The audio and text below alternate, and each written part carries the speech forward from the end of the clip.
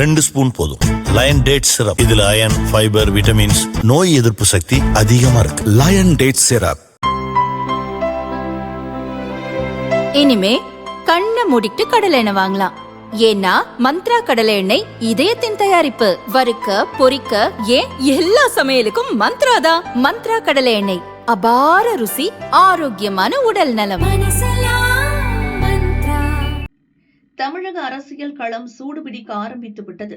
பல சிக்கல்களை தாண்டியும் கூட்டணி கட்சிகளுக்கு திமுக தொகுதி பங்கீட்டை நிறைவு செய்து வருகிறது. ஆனால் அதிமுக, பாஜக, அமமுக, பாமக உள்ளிட்ட கட்சிகள் அங்கம் வகிக்கும் என்டிஏவில் ஒரு கட்சிக்கு கூட இதுவரை தொகுதி பங்கீடு நிறைவு செய்யப்படவில்லை. முதல் கட்டமாக பாஜகவுடன் அதிமுக தொகுதி பங்கீடு பேச்சுவார்த்தை நடத்தி வருகிறது. அந்த கட்சி 30 தொகுதிகளை கேட்கிறது. ஆனால் அவ்வளவு தொகுதி கொடுக்க பழனிசாமிக்கு விருப்பம் இல்லை. தொகுதி பங்கீடு பிரச்சினை தொடர்பாக ஏற்கனவே அமித்ஷாவை டில்லியில் சந்தித்து பேசியிருந்தார் பழனிசாமி. இந்த நிலையில் இன்று திடீரென மீண்டும் பழனிசாமி டில்லி புறப்பட்டு சென்றார். காலை 10 மணி அளவில் அவர் டில்லி புறப்பட்டார்.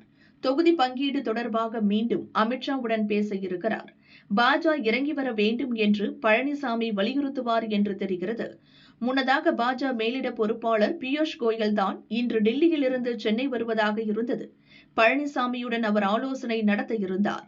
ஆனால் அதை ரத்து செய்துவிட்டுதான் பழனிசாமி அவசரமாக டில்லி புறப்பட்டு சென்றிருக்கிறார். பழனிசாமியே டில்லி வருவதால் பியூஷ் கோயலின் சென்னை பயணமும் ரத்து செய்யப்பட்டுள்ளது.